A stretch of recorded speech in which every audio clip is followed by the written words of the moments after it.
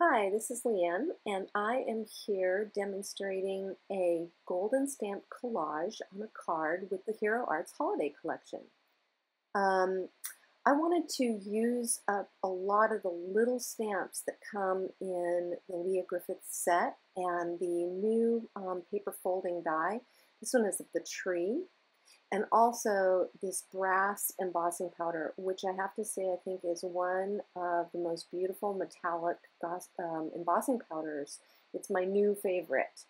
Um, so I'm going to use those really small little symbol stamps out of a couple of the Leah Griffith kits, and I'm going to take them and make them into a collage on the MISTI.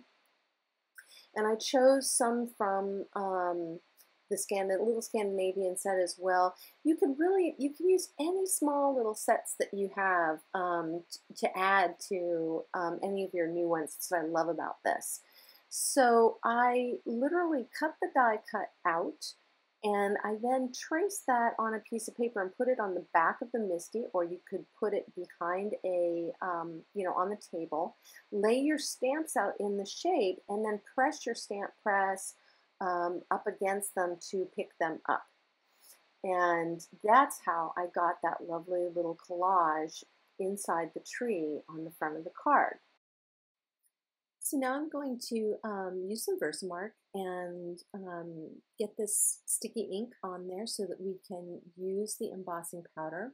And that is one of the overlay panels. And you don't have to worry about the size so much right now because we're going to cut that down to the other size. So if you just use a regular overlay A2 card size, that's fine. You'll need two of those and then a top folding card to make this card. And so you can see that I add the embossing powder, and I did use an embossing buddy, but I'm just kind of cleaning up any little pieces I see. You can see how beautiful that brass color is. It really is gorgeous. It is more gold than most gold embossing powders. And then now we'll do the background of the card. And I like to put the paper, the card front, onto the background stamp, and then put a piece of paper and use an acrylic block to really get all of the corners so I get a beautiful impression on a background stamp. It really helps with the bigger images. You can use a brayer too. It works really well. And I'm very generous with the embossing powder because I'm going to recapture that.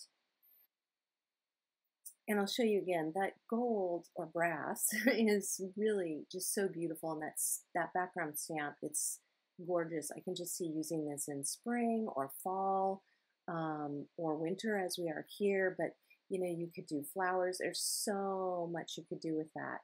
I was really excited by that. So this is the paper layering die, and on the second overlay panel, I'm just taping this down. I drew a center line down the middle of the card, and I positioned that die exactly in the center with the little line of the die on the center point. And I'm running it through my die cut machine.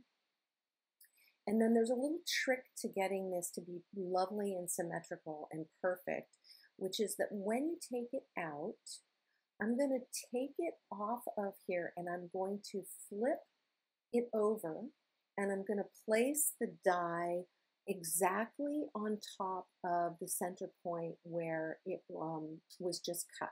So I'm going to put the bottom of the trunk where the trunk is and the very tippy top of the tree at the very top. And then I'm going to run it through again. And now what I'm going to come away with is going to be a lovely tree cut out of that overlay panel. And also the piece that if you were using the Hero Arts layering paper, and you would fold the sides back. But in this case, we're going to use this as the center embellishment for this card. And give it some beautiful dimension, and you'll see that collage stamp image through there. So I'm folding it in half, and I need to trim out a little bit of the center there. There's a little extra strip of paper, so I'm going to take that away. And then we are going to, so you can see I took that little piece out.